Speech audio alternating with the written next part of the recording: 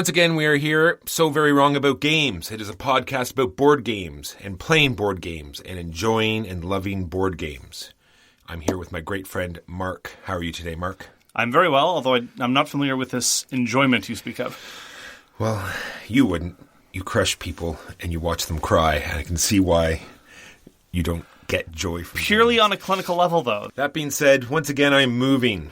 And that means games go into storage again. And I want to get less games. So here's hoping that I can get some games at the door to you guys. We'll see if that happens. Lots to get ready. But this time, I've made sure this is going to be more permanent. That's what everyone always says. This is the last time I move. Never no again. No more moving after this. And we'll have a better studio, hopefully. And all the rest of it, it's going to be fantastic. So, like I was saying, this is a podcast about board games. We're going to talk about games, the game we reviewed last year. Then we're going to talk about some games we played this week, news, not that there's a lot of it, and why it really doesn't matter, our feature game, which is Calimala, and our topic of the week, which is gaming ambience. What kind of atmosphere do you want while you're playing games? All right, Mark, game from last year. You're making me introduce this. Our AYURIS. Our AYURIS last year was Champions of Midgard. Have you played Champions of Midgard since we reviewed it? I think I've played it twice since we reviewed it. Yes. And a good time both times. I think so, yeah. Yes. I have no problems with Champions of Midgard. It's one of these games where the rules are still fairly tight. There's not any of those ambiguities. Such as how to pronounce words, where there's some ambiguity there. Yeah. Ambiguities. And it's solid. It's fun. It's rolling dice. It's fighting monsters. It's worker placement. It's blocking people out. It's seeing what they're going for. It's usually a good time all around. I will say the following. I play it as often as I choose to, as often as I desire to. It holds up just as well as I think it's as good now as it was when we reviewed it last year. I think it's as well situated in the genre now as it was last year. I'll say this. I would like to repeat, a very mild kind of, not even retraction, but recasting of what I said. After having re-listened to the review the week after we recorded it, I felt that the tone was rather more strident than it needed to be. I don't think that I had said anything false about Champions of Midgard, but occasionally a certain degree of passion crept into my voice, which, number one, the game didn't deserve because it's too tepid, and number two, the game didn't deserve because I didn't hate it that much. And so I issued a mild comment on Twitter saying that, upon reflection, sometimes my tone was a little too harsh, and that on reflection, it's basically fine, I guess. And credit where credit is due. Grey Fox Games, the publishers of Champions of Midgard, who are apparently fans of the show, or at least listen to the show, maybe they hate listen to it, they tweeted back saying, finally we have the pull quote we need to take it to the next level, and made a marvelous image of my quote next to Champions of Midgard as though it were an advert. And I gotta say, that's class. It was probably my favorite interaction on social media last year. Champions of Midgard. It's fine. Yeah. So that's so I'll say this. The best thing about Champions of Midgard is the publisher. Grey Fox Games, great people, wonderful sense of humor. Yeah, 2 fantastic expansions that are out for it, which makes the game just that much better. I wouldn't play without the 2 expansions. So, Mark, what did you play this week? Last week, got to play Die Fiesen 7 with you. You talked about it last week, and we got to pull it out again, and it's either the Nasty 7 or the Sinister 7. There's a number of different ways to translate it. I bring it up because there are 2 things that I neglected to add to your most excellent characterization of the game, which is very, very fun and silly. Die Fiesen 7 number 1 was designed by Jacques, which I keep forgetting because Jacques is the king of quick and stupid. He's done Cockroach Poker. He's done Ghost Blitz, 2 excellent games in that category. And he's just very, very good at coming up with games that are the right length, the right level of complexity, the right level of engagement for some good, quick, stupid fun for gamers of any stripe, people who don't play any games versus people who play lots and lots of games. And Die Fiesen 7 definitely falls into that.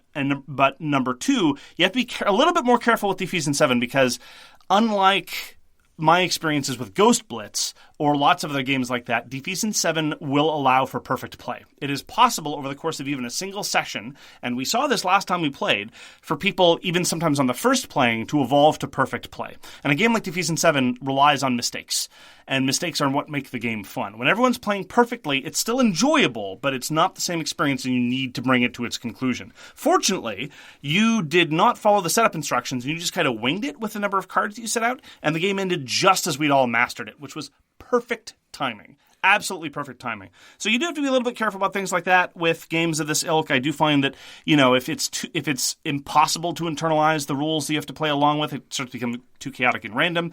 And if you get to perfect play, then it's just not a satisfying experience anymore. But Die Fiesen 7 is still an excellent good time, and I really do think that there are at least 4 or 5 different games by Jacques Zeimet that are absolutely wonderful for that kind of context. So that was Die Fiesen 7. Yeah, it's definitely a divisive game. Either the people love it or they hate it. And some people hated it that night, but mostly people loved it. I went back and asked one of the players, and she said, she would never play it again. But like you said, I think it would make an even better drinking game on top of that.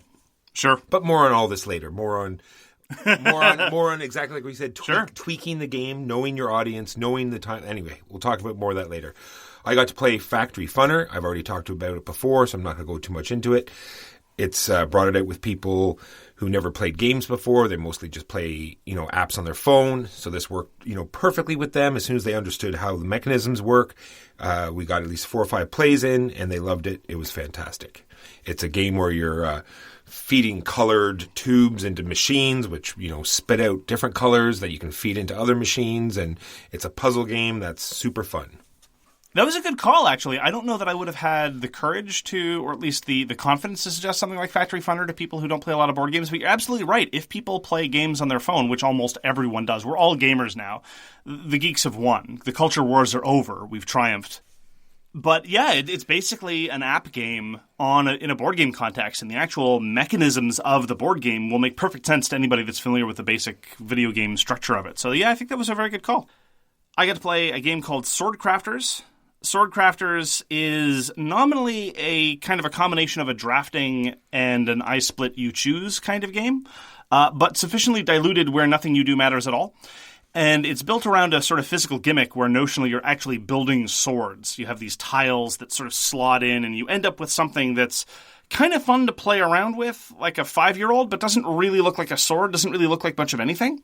So it's got an impressive kind of physicality about it. I think it probably would have been better and certainly more evocative if you were building skyscrapers or something like that, because the tiles basically just make a skyscraper type arrangement, and then they call it a sword and call it a day.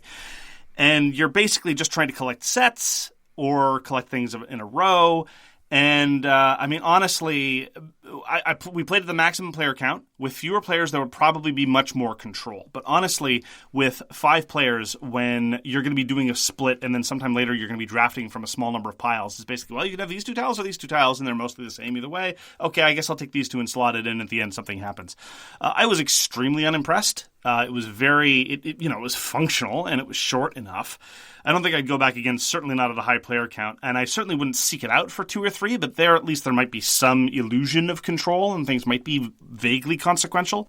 Again, I would have been much happier if the visual gimmick had some degree of appeal, but I don't think it executed very well on that premise either. And so that was my experience with Swordcrafters. All right, I got an oldie but a goodie out. It's called Formula Day or Formula D. It's a fantastic racing game. The newest edition is fantastic because you can either do street racing or Formula One racing. And the street racing has all sorts of special rules with jumps or someone shooting at you as you drive by, or depending on what track you play, all sorts of fun stuff. So it's another introductory game because a bunch of new people. So all of my games are going to be introductory games, but it's a press your luck game. It's knowing how many times you have to stop in a corner and trying to go through it as fast as you can and trying to time it just so you land in the corner just right and watching people explode and burn. And I'm going to go back to this in our topic. Namely, watching people burn? No, mostly watching, because Formula Day, they want you to do multiple laps and pit stops and all this. And it'll just feed into just exactly what we said with Die Fiesen 7, knowing your audience, knowing that you're just going to do 1 lap and that they're going to get most out of that game by just doing the 1 lap. Yeah, we refer back to Formula D on the regular because it, to me, is the paradigmatic example of a racing game that's too long. And I don't know what it is with racing games always being too long. It's a very strange kind of thing about the genre. But yeah, for 1 lap, it's good for some quick fun. But then, of course, you're leaving out a lot of other stuff. It kind of takes the teeth out of some of the press your luck decisions about how much wear you want to put on your car. That said, rolling a die and moving your little car is a perfectly acceptable way to pass the time. What track did you use? Chicago. I think it's the second one, whatever Chicago is. Chicago is a city in Illinois. That's right. That's what Chicago is. That's what I heard. Okay. It's a rumor, I'm sure, but I think that's right. That was Formula Day. After we played Fiesen 7, for more quick, silly fun, played a game called Billionaire Banshee, which is a game that I hadn't played in a while. Billionaire Banshee is probably my favorite of the something funny happens and then everyone votes kind of games. In Billionaire Banshee, it's all about evaluating whether or not you would consent to have a long-term relationship with a certain individual who has a perk, which is some strange feature about themselves, and a quirk, which is some strange defect about themselves, nominally a defect. And of course, sometimes you find out that what the game thinks is a defect is not what your friends think is a defect, or what the game thinks is an asset is not what your friends think is an asset. And so, in that sense, it can be pretty illuminating in pretty satisfying ways, but it is absolutely not for groups that are not keen to do that. You might, as Walker's been pointing out, you got to read the room, and if it's the case that somebody's uncomfortable, that you need to put a stop to things. I've been pretty fortunate, and it's worked in all the times I've pulled it out. There are some quote-unquote naughty cards. You can leave those out, too. They're differentiated by a different back. But just to give you an example of some of the kinds of people that Billionaire Banshee spits out for where you date, I'll give you the one that was, for me, one of the hardest decisions I made. Their perk was that anything they drew would come to life, or could come to life. And the card very helpfully explained that this was completely under their control. The thing that was brought to life was under their control as well and would last for a few minutes, and that they would be happy to do this for you. And I thought, this is amazing. I was immediately thinking about the possibilities of this, and having someone like that as your partner sounds outstanding. And then I'm like, I'm all in. And then the quirk came out, and the quirk is that they were a Holocaust denier. And then it's like, hard pass. So that's an example of the kind of things that Billionaire Banshee can spit out, and that will probably give you a sense of whether or not it is a game you want to play. And that definitely will give you a sense of the type of game. It gives you a sense of something, all right. Yep. Anyhow, I find it good for some good for some fun. There are several different game modes that are worth trying, but I've always done the one where someone pulls up a pair of cards, and everyone else around the table votes on whether or not they think that person would consent to go out with them. And then you get points or not. But I mean, it's one of those games where the points really don't matter all that much. No. You keep playing until you think you're done. Yes. And for sure. I love those games. It's a great, when you have too many players or it's, a party night or, drinking's going to be involved. It's one of those games that always hits and it's always hilarious. And for what it's worth, the reason why I prefer Billionaire Banshee to something like Apples to Apples or other things like that is Apples to Apples is more about strange associations, whereas Billionaire Banshee, at least you can find out about someone's actual preferences. It's like, well, this is why I think this person is unsuitable, or why I think the person is appropriate. And for what it's worth, I kind of enjoy talking about stuff like that in the abstract, even with people I don't really know very well. So that was Billionaire Banshee, not for everybody, but certainly one of my flavors of stupid fun. All right, my last game is yet another gateway game, Quadropolis. So why is this such a great gateway game? Because you can just start playing, and there is a feeling that you get when you're building a little city. You're putting little houses together, you're powering them up, you're putting people in them, you're putting skyscrapers down. And on your first game, it doesn't really matter, what the scoring is. You're just having fun making your little town. And then when that first game is over and you explain how the scoring works, and then you can see the light go on in their head, and the second game starts, and then they're making like key decisions and thinking about where buildings are going. And it's a great feeling once you see people like getting right into the game. And that's why I love Quadropolis. And that's why it's way better than Between Two Cities. Got to play Vengeance by Gordon Calleja. Vengeance is, I think, very well characterized by you as an excellent single-player game, because there's not a heck of a lot of player interaction. And indeed, I was feeling like some solo gaming, and so I pulled out Vengeance. And one of the great things about Vengeance is the theme and the execution of the theme. It is a perfect rendition of a revenge movie where terrible, terrible caricatures of gang members do awful things to you at the start. You recover, you train in literally a montage, and then you murder everybody. So much murder.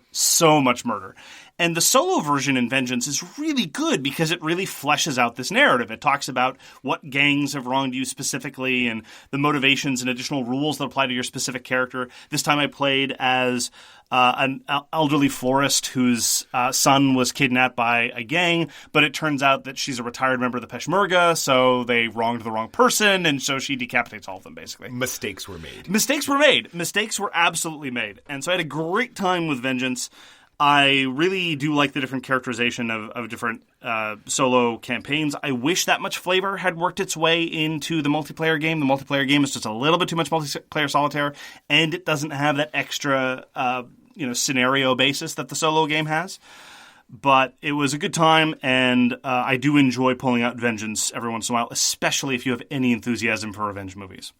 Yeah, I remember the time we had with it was great. I do want to try it one more time. Oh, good.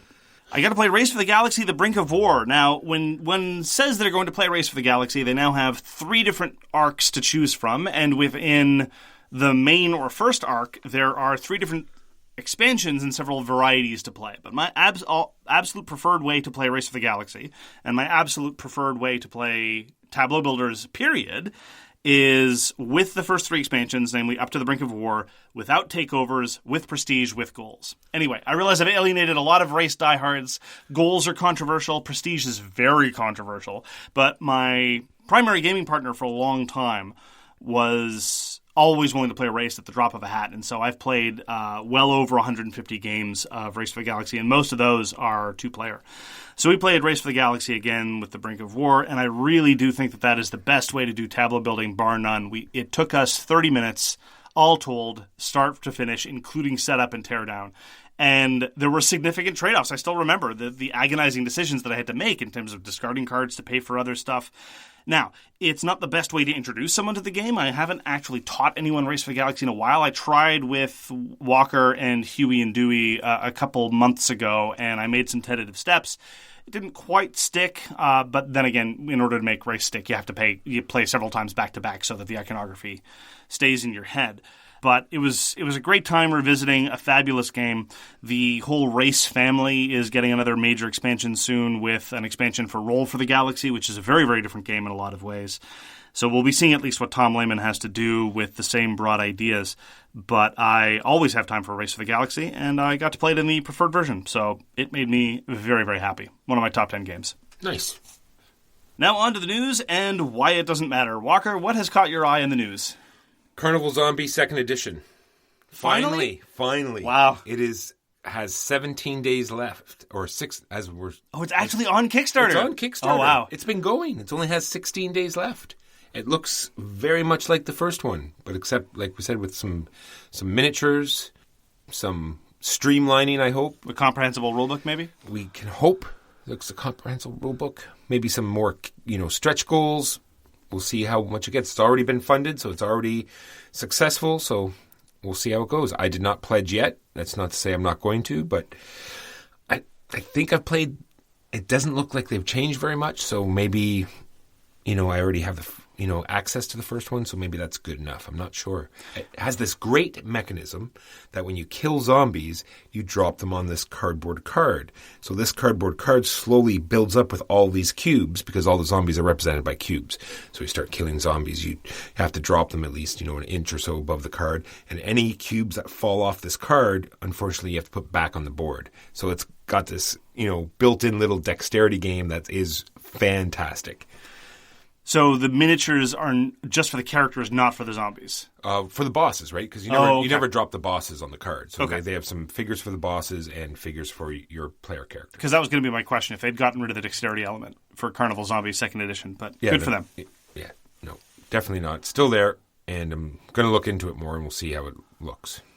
On the topic of dropping things... there's a game on Kickstarter right now called Crumbs, which is about various breeds of urban vermin fighting over the bread that is dispensed by a local grandma. Now, it is very much in the same kind of aesthetic that I think Root is in, which is to say sort of lighthearted creatures engage in vicious animal battles for supremacy.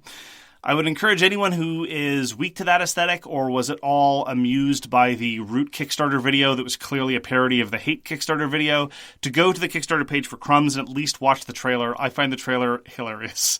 It's all about, B-roll of cute chipmunks and such with menacing narrator talking about how they're going to come and murder you. And the way the titular crumbs that you're fighting over get distributed is you just drop them onto the board and they bounce around and there's plastic fences to keep everything in the way. I don't think it's actually a dexterity element because I don't think you can really control where wooden cubes disperse when you're just dumping them onto the board, but It's at least visually impressive. Anyhow, it's got custom little wooden meeples for the little animals. It's just got a really adorable theme coupled with over-the-top militaristic descriptions of urban animals. So I am looking forward to seeing what Crumbs has to offer, and it is definitely... I am definitely weak to the sense of humor, so there's that, if nothing else. So today was the last day to vote for the Board Game Geek Awards. So hopefully everyone voted for their best game and their best co-op game, their best card game, and their best recorded board game talkie thing. Architects of the West Kingdom all the way down. Yeah, I gave ones everywhere. Yep. Ones across the board. I hope it wins everything. Yep. I really hope it's good. I'm really pulling for best card game and best podcast for Architects of the West Kingdom, honestly. Yes. I want it to win best dexterity game because as I threw it across the room, the way it arced into the garbage can was pretty fabulous. Poetry in motion. Last bit of news is Bus is getting a reprint. Bus was an early Splotter game. And it was designed by, the two designers who've done pretty much everything for Splotter. And to the best of my understanding, this is the first time that a Splotter game is now going to be reprinted by a publisher that is not Splotter. It's going to be republished by Capstone Games. Word on the street is that they're not going to be changing any of the rules. Bus was an early worker placement-ish game about public transit with time travel, because naturally. And it's very much a brain burner type game. I don't really enjoy it, but I do have a great deal of respect for what Splotter does.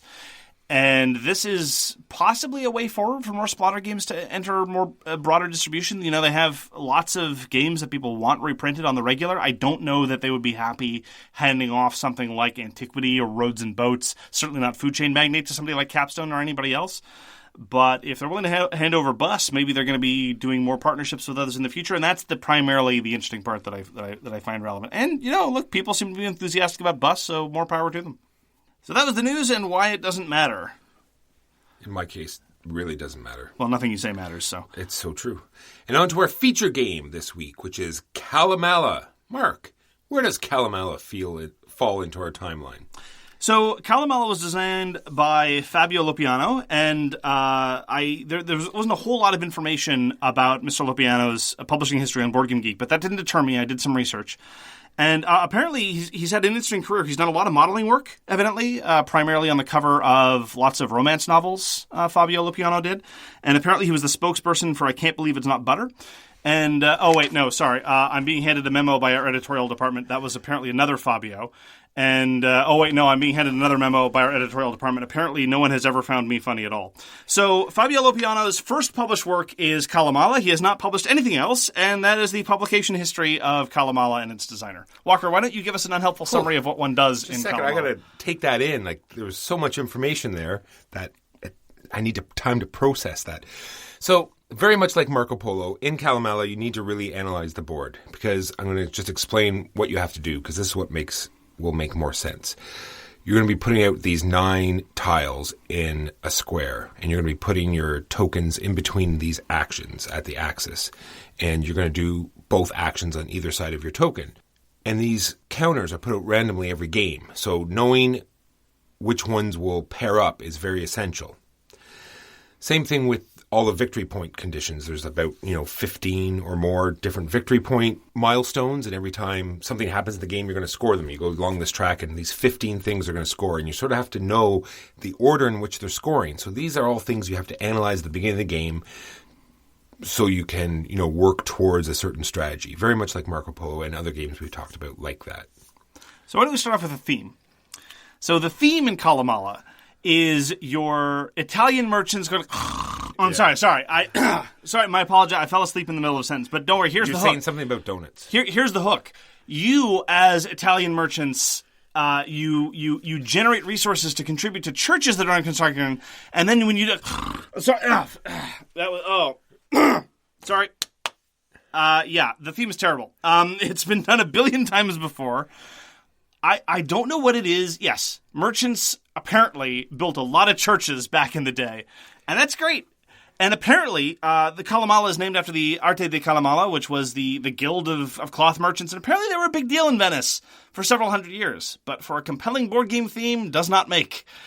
And we've done it a whole bunch of times before. So So let's just set all that aside. Well, I'm saying that apparently that's why all these grand churches were built, because, you got your sins forgiven if you donated a whole bunch of money. So therefore you had to do a whole bunch of trading in order to get a whole bunch of money. So you get all of your sins forgiven so they can build these giant churches so we can have these fantastic architecture things to look at. I think that practice only really got going well after the period depicted in the game. Like, we're talking about St. Peter's, I think, when that really started gearing up. But anyway, setting all of that aside, let's talk about the action selection mechanism, because I think you're right to stress right at the bat that the randomization of the action spaces can become super, super, super consequential.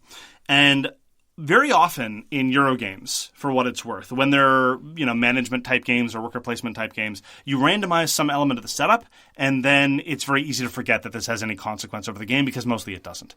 But in Calimala, it makes a tremendous deal of difference which tiles are neighboring each other in terms of the actions. Because if it's the case that the action to use a certain resource is directly adjacent to the resource in question, well, then there's an obvious efficiency there. And you can expect to see that to be hotly contested, and you can expect that action is going to be much easier to perform than something else where perhaps the resource that powers it is way off in a different part of the grid. And so what does Mark mean by contesting it? It means that at the beginning of the game, you're going to have a certain number of discs, usually around 12 to 15, depending on how many players, and you're going to be putting them out in between these actions, and they never come back to you. And once those discs are gone, that's going to trigger the end of the game.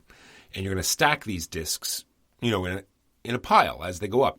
As soon as you put a disc on, you get to do both actions on either side. When the next player puts a disc on the same area, they get to do both actions. And then you, the initial person that put their disc there, also gets to do those two actions. So you can see why getting your discs out early on these very important places is very important, because when it's someone else's turn, you're also going to get to do these actions. And then as soon as there are 4 discs in between these two actions, then that's going to score one of these 15 victory conditions, because only the last 3 people are actually going to be able to do the actions there, and the initial person doesn't get to do it. Just their disc is going to go up to the victory points score, and then you're going to do that, and then it's on to the next player. And the scoring is very much in contrast with other games released in the past 5 years. And this has been, I've said this over and over and over again, I'm sick and tired of Eurogames having incredibly Baroque, overcomplicated scoring. The scoring in Calimala is incredibly simple and incredibly confrontational. There are 15 different types of scoring, but it's all area majority. Who donated the most to this church? Who shipped the most cloth to this place? Who donated the most brick across all the churches? Who donated the most artwork across all the churches? All of those things. And on top of that, the tiebreakers are also something that bedevil area majority games or Euro games in general. The tiebreaker is also really transparent and also hotly contested. As Walker said, when there's a 4th disc in a pile, it goes up and triggers scoring, and that disc sits there. And the number of discs that you've elevated that has been 4th in a stack, that helps determine tiebreaker. And so you need to worry about the tempo not only of doing these actions so as to score the various things in order. If a church is scoring first and London is scoring last, that is going to influence what kind of infrastructure you need when and what you want to gear up for when. And you also care, on top of that tempo consideration, you care about when you trigger those scoring elements on which stacks. Because if I put up Walker's disc in a scoring element, that helps him break all ties.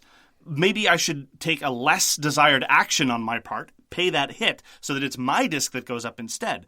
I absolutely love it when there's area majority that's clean, that's simple, that's straightforward, and where the tiebreaker condition itself is hotly contested. It's all very, very clear direct player interaction, and I love it. Yeah, you've covered 3 of my points in my good column, which is like 3 major things that go in this game. There's blocking, like you said, because you're going to be blocking these spaces, because if you start, stacking up a lot of your colors, if someone goes there, you're going to be able to do that action multiple times.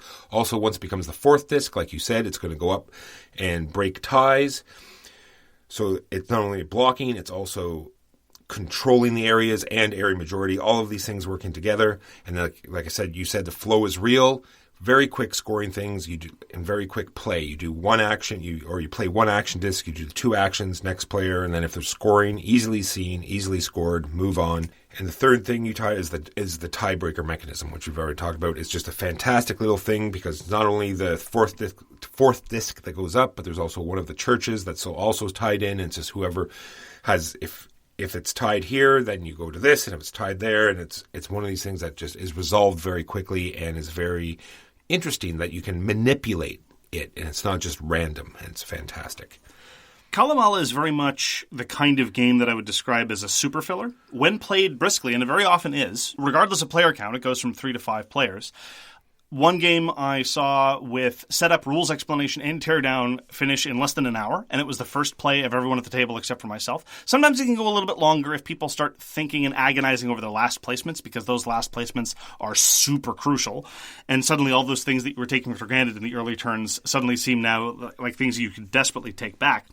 But it's kind of a 45 minutes to an hour of really, really, really good quality decision-making. So I compare it to other kind of super fillers like Web of Power / China / Han / Awari, all of which are the same game. Really, really tight, also a tight, simple, straightforward area majority game. Games like Quantum, Warhammer Underworlds, Ethnos, all these games that are, an hour or less but really pack a surprising amount of satisfying decision-making. So it doesn't feel like a filler, like one of those quick throwaway games, but by the same token, it doesn't last 90 minutes or sometimes even 75. And very often that's what I want, especially in a game day where I might be playing, 3 or 4 games in a row. Games like this are absolutely wonderful. Yeah, like you said, the amount of things that you get done in that 1 hour, like you're shipping things with your ships, you're putting cubes on, you're building churches, you're collecting resources, you're building cloth houses, you're building ships. The amount of things you get to do in that 1 hour just blew me away, and this is why I really love this game. Yeah, and some of the trade-offs you get are exactly the same trade-offs you get in longer games. In many Euro games, you have to decide when to stop building your infrastructure and when to start just focusing exclusively on points. Calimala has that, despite the fact that there's precious little infrastructure to be built. You can only build 3 ships and 3 trading houses and 2 more workshops. That's pretty much it. Those are pretty much the only things you can build, and they're all covered by the build action. Some of them you're probably going to have to build. But how many and when is an important question. So it's not like one of those games where you spend 45 minutes trying to ramp up your economy. You look around and say, oh, everyone's economy is so much better than mine, I can't really catch up. It's very, very tight and vicious, and if you're able to take advantage of these tempo considerations better than other people, it's not about who has built the better economy, it's about all these tactical trade-offs. I really think because the rules are so tight, it's very easy to teach. Not only that, it's one of these games that you can pull out, months after not playing it at all, and it's, instant setup, instant into playing, because it's very straightforward and very informative. Every game is different because, like we said, you're going to be randomizing all of the actions. So, ones are going to be different. They're going to be beside each other. Completely will change the game, depending on which ones are adjacent to each other. And the order in which the victory conditions are also will change the game up. Like I said, I've been so jaded by lots of other Euro games that have these random elements of setup that don't make me feel like the game is substantially different. Let me pick on one game that's even really, really, really good. A game like Gaia Project. Very, very well designed. You have all these different random order of bonuses and random endgame bonuses. And honestly, I never really felt like they really changed the tenor of the game necessarily. And that's not a knock. It's just a facet of the game. Similarly, and this is a knock against games like Gaia Project and Terra Mystica, at the end of an hour and a half to 3 hours, I look and I say, all that I've done is I've really built buildings. And that isn't really to my taste. Whereas in Calimala, it's only 45 minutes to an hour, and all you've really done is you've moved cubes around. That's a less of a severe problem. Because, again, you've gotten these kinds of trade-offs at a much faster tempo. And it's also the case, as you say, the order of the scoring really matters. The board looks radically different based on the order of the scoring events, whether it's all port cities at the beginning and churches last, or vice versa, or what have you. And the different actions will really, really, really change the tenor of the game, which just is an extra kind of force multiplier on top of this really unique action selection mechanism that I haven't seen anywhere else. It's not quite worker placement. It's not quite normal action selection. It's not drafting, but it's got kind of elements of drafting in that, other people capitalize off your actions. It reminds me a little bit, and this is also another bit of a strange comparison, of Hansa Teutonica, in that Hansa Teutonica is a really tight, really clean design that looks like a route building game, but it's not a route building game. Calimala looks like a worker placement game, but it's not really. It is kind of its own thing, but it comes together in this marvelously straightforward package that's very quick, very easy to teach, and got lots of direct confrontation. Things got heated. Putting a cube in a city has never felt quite so aggressive as sometimes in those really, really tight scoring moments in Calimala. All right, let's hit some bad points. Let's. Because we've talked about some already. Completely themeless and painfully so. The art is not so great. Very basic Euro art. It's not going to draw you to the game. It's not going to keep you entertained or, whimsical in any way. Very much like Hansa Teutonica, it looks like a throwback. When Hansa Teutonica was published in 2008, 2009, people said, what, we're still making games that look like this? And Calimala is the same way. It's like, I didn't think that we did this anymore, but sure enough. And unlike other Euro games, there seems to be only one path to victory. You're getting there's not these different waving lines that you can totally, take a different, unique perspective every time. But the game is so short, it would be very hard to do that in such a short time.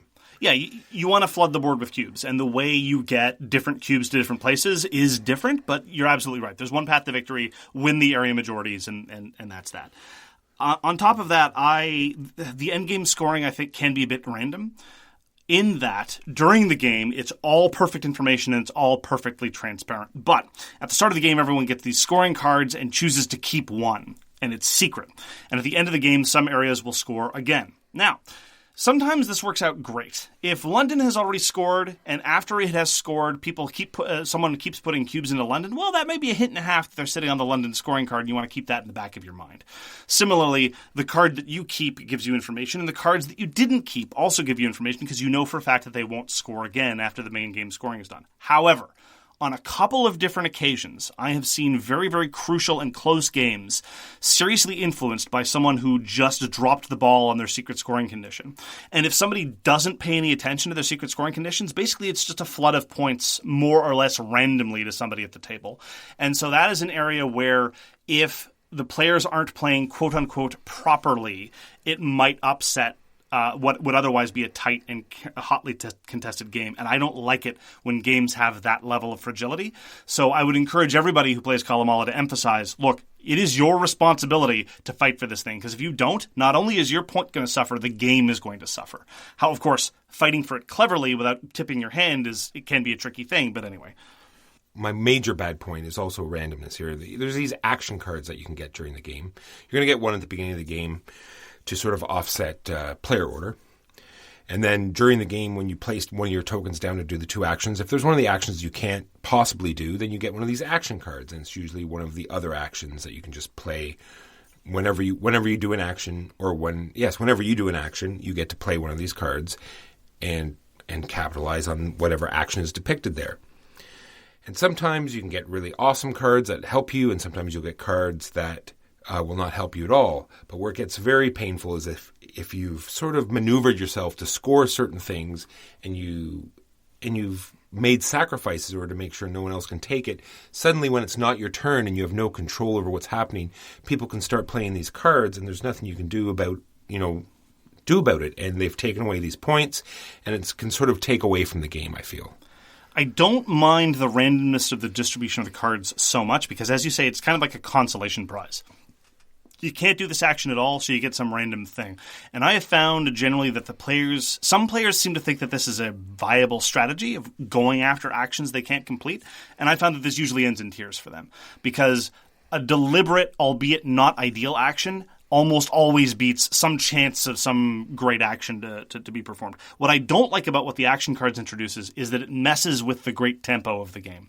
Because normally in Calimala, you place a disc, you do your two actions, next person does two actions, next person does two actions, and then maybe you do some scoring, you move on. But now, with action cards, you have to worry. First person does their two actions, are you playing any cards? Are you playing any cards? They look at their hand of cards. Okay, now on the next disc. And this repeats and repeats and repeats. And so it wrecks the flow. If people aren't disciplined about knowing that they want to play cards, they might be then cutting in a couple seconds. Like, no, wait, I want to do this card after all. And that's the part that I don't like. It's kind of a random mechanism grafted onto a really, really smooth tempo, and it kind of wrecks the flow of the game. My last bad point is I feel it has limited plays. Not so much for its entire lifespan, but in multiple plays, like something this would be a game you pull out, one or two times a month. Like playing it over and over again, I think it will suffer. That has not been my experience, but then again, I love area majority so much, and I really do love the way the random setup really influences the course of the game. I think it's just mostly to do with what I talked about before, the fact that there's only one path to victory. I think it can get kind of samey after a while. I can respect that. The other negative point I have is that the city hall fills up too fast. There's basically one building that is not a church. It's City Hall. And without going into too much detail, you can put artwork in there, and that helps determine tiebreaker. It is also possible that City Hall is an endgame scoring card, and it will also contribute to, during the game, scoring on, across a couple different metrics. There's only 4 spaces there, and once those 4 spaces are gone, they're gone. Compare that to the other churches, where the smallest church has a total of 12 spaces available across various resources, and the cities that have a total of 12 spaces as well. And so sometimes they run out, absolutely, and they become hotly contested. But the City Hall often fills up, in the first couple rounds of the game. Second turn, yeah. Player 1, player 2. Maybe, sometime. It can be done, yes. Especially depending on how the action setup is. And it's not crucial that you contest City Hall. But if for whatever reason you're in a position where you need to, you better get in there quick. And it can be a little bit unsatisfying for things to fill up that quickly. Yeah, I forgot to talk about, when you talked about the victory cards you get at the beginning of the game, everyone gets dealt 2 and you pick one. And at first I thought it really didn't matter. But there is a little bit of strategy there, whether or not you want later in the scoring round or at the early, because because it's going to match one of the other victory conditions. So if you find one that's early, and a lot of people can't get in there at the very beginning, and then it's already scored, people are going to sort of just leave it alone because it's already scored, nobody cares. You can just put 1 or 2 cubes in there, pretend that, it's, well, I have nothing better to do, or you've put 2 cubes there at the beginning just to score it and just leave it alone. And I just like the fact that there's a strategy to picking the card as opposed to, well, it really doesn't matter because, I'm just going to work towards one of these anyway, so I'll just choose this one. Right. I find that the delicious tension is if you pick one that's early on in the scoring order, after it has been scored, you cannot put cubes there without tipping your hand. And so you might be tempted to take one later, but if it happens later, that space is going to be contested for more of the game, so it's probably going to be harder to win, although you don't have to worry about tipping your hand in that sense. So that kind of trade-off, I think, is really cool. One of the many, many interesting tempo areas that really makes Calimala shine.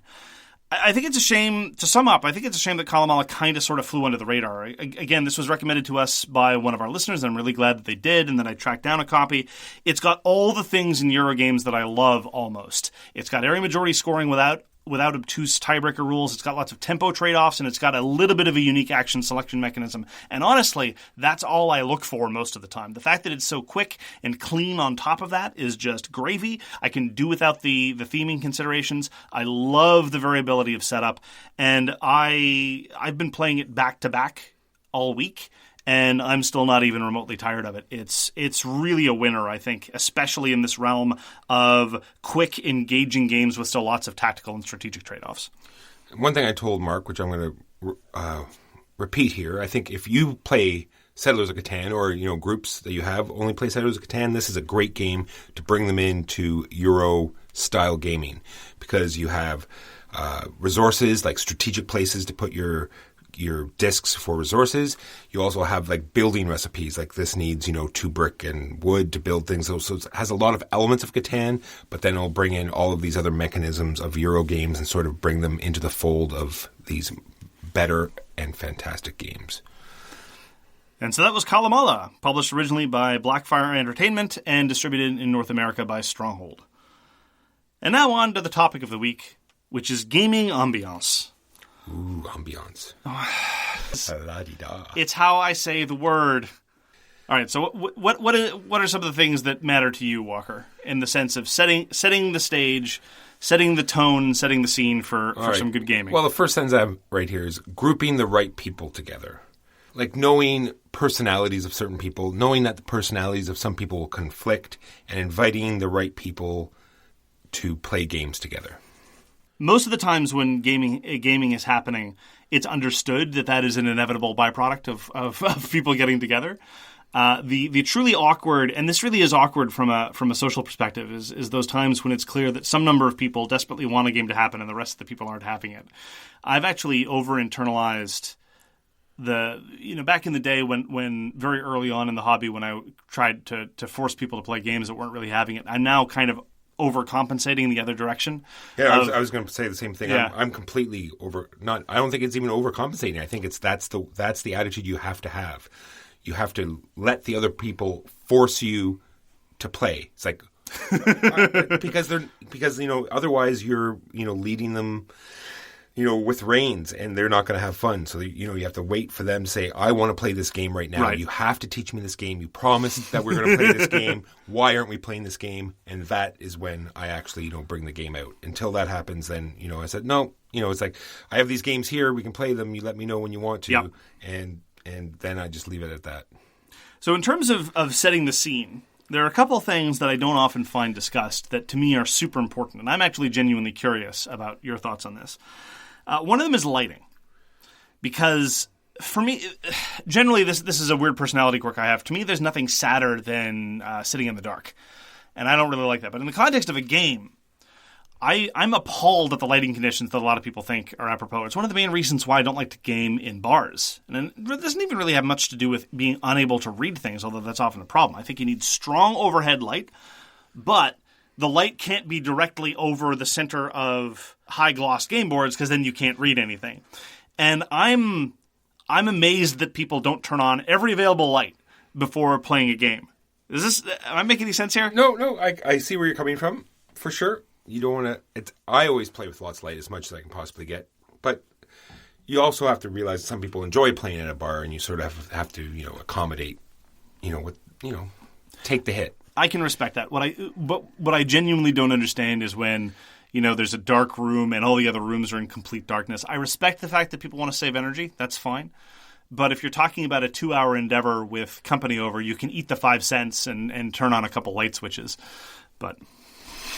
All right, my next sentence is the right people with the right number of people. Oh, boy, yeah.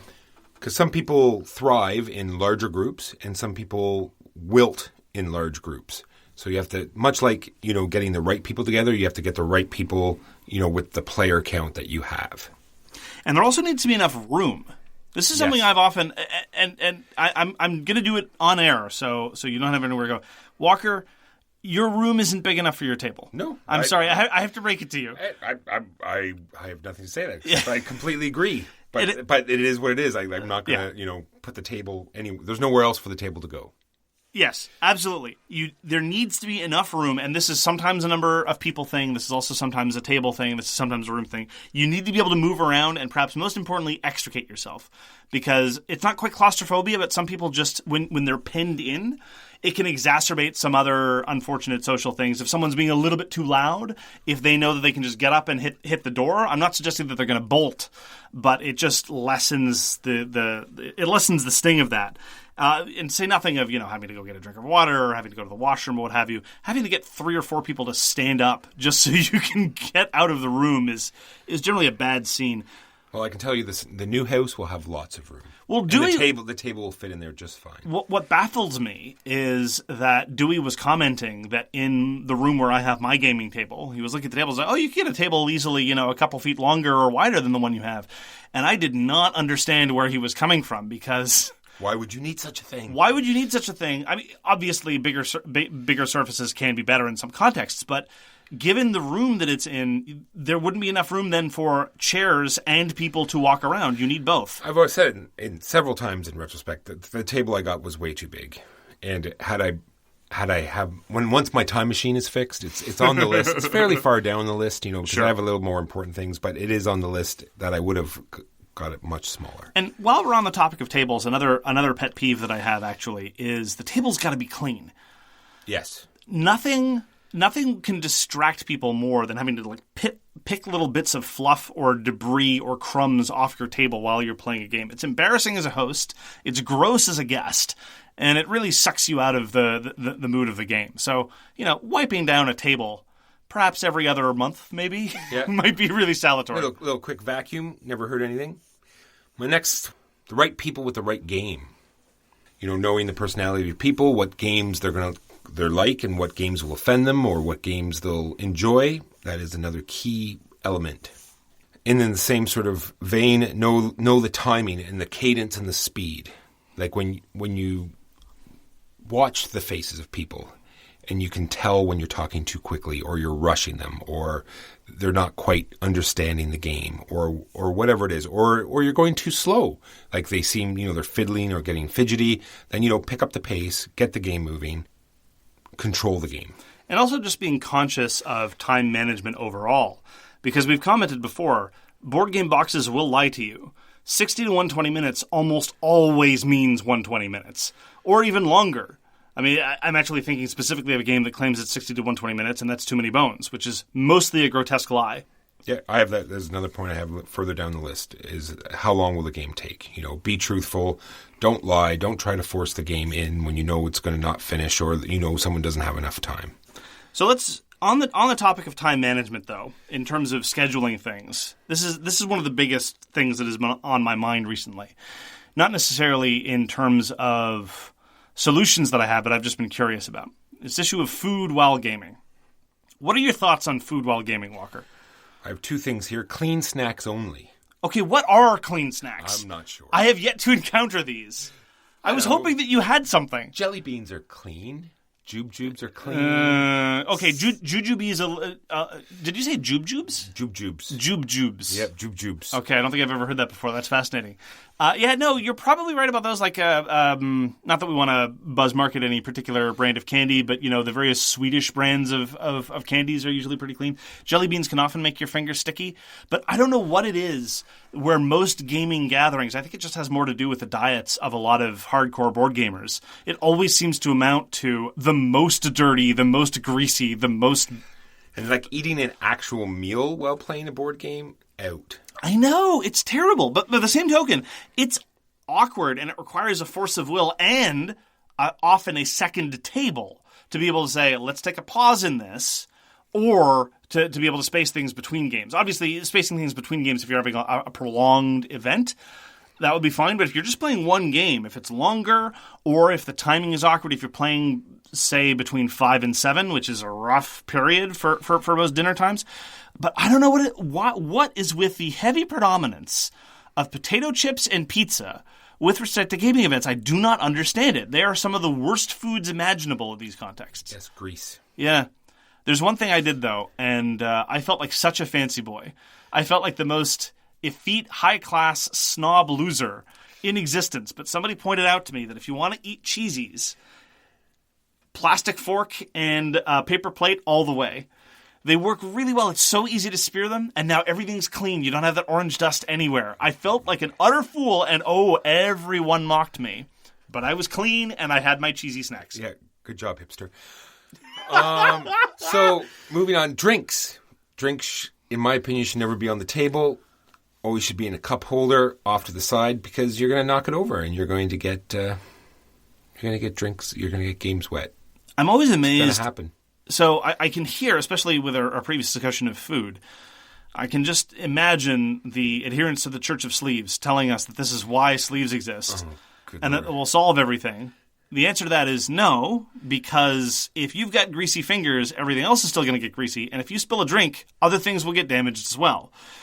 Plus, it fills right into the sleeve. And now you've got little baggies of fluid. Well, that's why you need sleeves. And you sleeve your sleeves so you can sleeve while you sleeve. Gotcha. It sounds like my grandmother's house who got expensive couch covers, and they're so expensive that she got covers for her expensive couch covers. Yeah. Anyway, I understand sleeving is a lifestyle. I just don't understand. But when people bring up things like pizza or cheese snacks and they say, just sleeve your cards, everything will be fine. I do not understand where these people are coming from. I don't understand why they think greasy and cheese dust encrusted wooden components and game boards are acceptable things.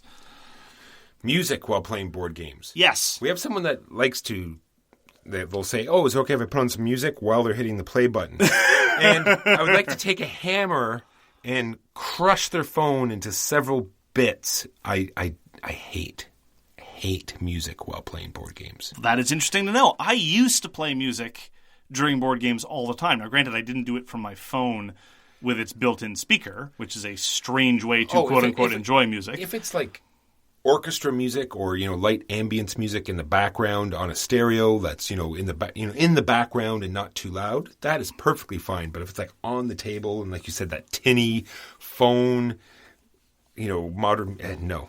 So this is very much a personal preference thing. I don't have a strong distinction between music to be put on in the background while you do other things and music to actively listen to. For me, music is always the same. There's a couple of very, very minor exceptions. Certain kinds of lyric-heavy hip-hop will distract me while I'm trying to read, for example. But past that, I don't see, there are lots of things that I put on the background that other people have expressed wonderment that I consider that to be background music. And that's not because, I've got such an advanced musical vocabulary or anything like that. It's just I like music on in the background, and everything that I like to listen to, I like having in the background. And I will say this about music while gaming. There's something terrible, and some of the worst gaming ambiance I've ever had in my life is when you're sitting around and someone's taking their turn, and no one is talking, and that crushing silence sits in. And it happens. It happens sometimes, and I hate it. And I find background music to be wonderful at taking the tension and unpleasantness out of that moment. Now, maybe this is just a tension that I'm feeling that nobody else is, but it just seems so desperately awkward. But, if there's music in the background that everyone can at least agree on, and of course that's a tremendous problem in and of itself, I find that goes away. And that's one of the reasons why I liked having music on in the background. But it's good to hear that you have such a strong preference that I've been accidentally accommodating all this time. I actually had a playlist specifically for gaming gatherings that was, several hundred songs long, so it wouldn't repeat too much. But, okay, you hate the arts and don't want anything. As long as it's in the background, it's perfectly fine. So, but what's the distinction you're drawing? So definitely not from a cell phone speaker, absolutely. What's the difference between the background and... I think it's just the level of the volume. Okay. Fair enough. And it's got to be the Conan soundtrack. Well, that's another interesting issue with respect to music. I actually find it a little tiresome how some people insist they want, thematically appropriate playlists. I need appropriate mood music for my Cthulhu game, or I need appropriate mood music for my whatever game. I don't find that adds substantially to the experience, but then again, I don't seem to approach games as thematically as some other people do. But we've talked about thematic integration in the past and how we seem to be out of step with a lot of people in that sense. So true. So, to finish this off, it always falls into almost the exact same sentence I say every time. Respect people's time. People have very limited time to dedicate to this hobby. And when they have that time to do so, just try to make it the most fun that you possibly can. Focus on, you can see their face, whether they're having a good time or a bad time.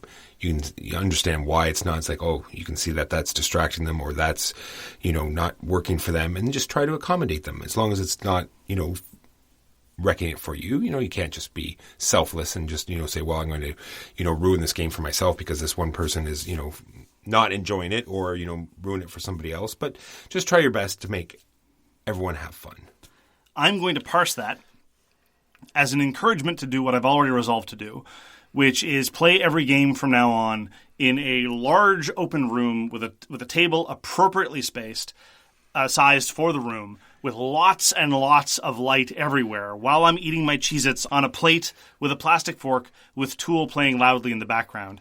And if you have any objections to any of that, I will just be able to play that clip for you and you'll have to relent. There you go. I'm going to play games that everyone hates on my giant boat of a table while eating chicken wings with everyone I hate and dubstep music cranked to 10. So thank you very much for joining us for So Very Wrong About Games. If you'd like to get in touch with us, you can reach Walker via his email, justrolledadice, that's JUSTROLLDADICE @gmail.com. You can reach me, Mark Bigney, on Twitter @TheGamesYouLike. For more public discussion, you can find the So Very Wrong About Games Facebook page, or you can check out our Board Game Geek Guild, which is guild number 3236, and you can find us on Patreon. We read everything you send us, and we'll get back to you if we can. Thanks again for tuning in, and we hope to see you again soon. Peace! You've been listening to So Very Wrong About Games, produced by Michael Walker and edited by Mark Bigney. Special thanks goes to What Does It Eat for generously allowing us to use their most excellent song, FOS, as our theme. You can find them at whatdoesiteat.com. You can reach us by email at soverywrongaboutgames@gmail.com or on Twitter @SoWrongGames. Thanks very much, see you next time, and always, try to be right, but remember you are so very wrong.